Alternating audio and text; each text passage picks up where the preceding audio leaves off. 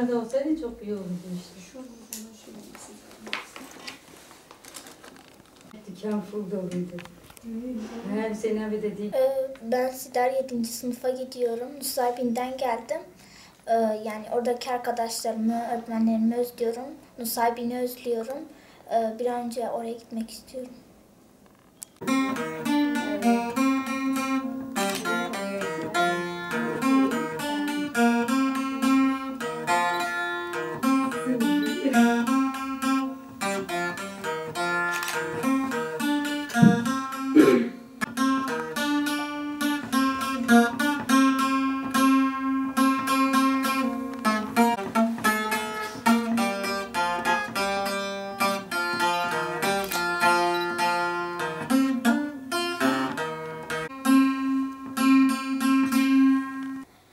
Nusaybin'de Yıldırım İlkokulu'na gidiyordum.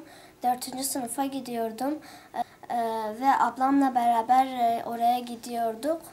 Orada beraber öğrendik.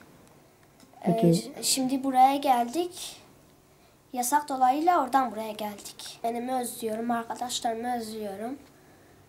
Nusaybin'deki o hayatı özlüyorum. Evimi özlüyorum.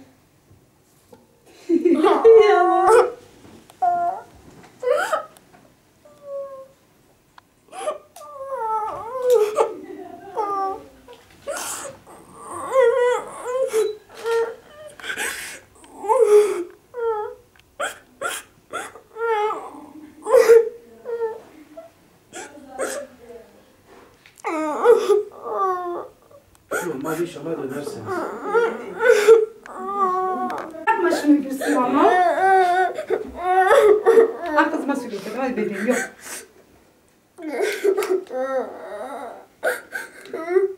Yok kızım bak amcan onları görürse çok.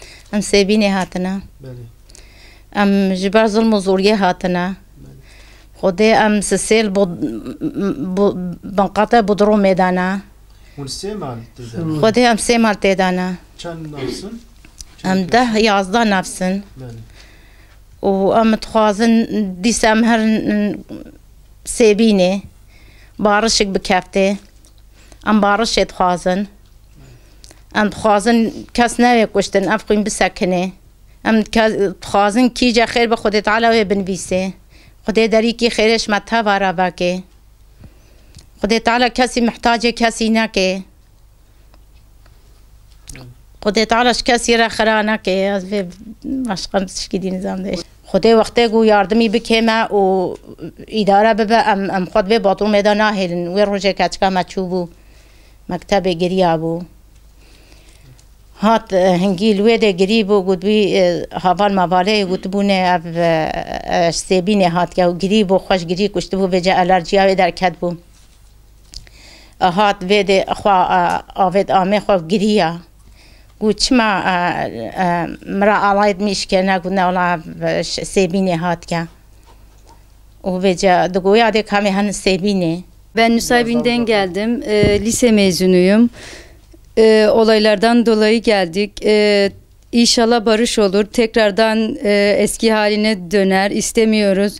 Her iki taraftan da barış istiyoruz.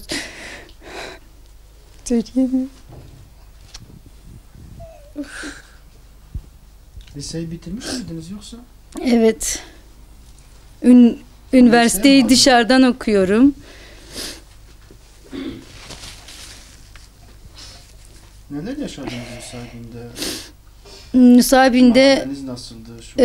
Nusaybin çok güzeldi. Eski haline acaba dönecek mi? O kadar kötü olaylar oldu ki.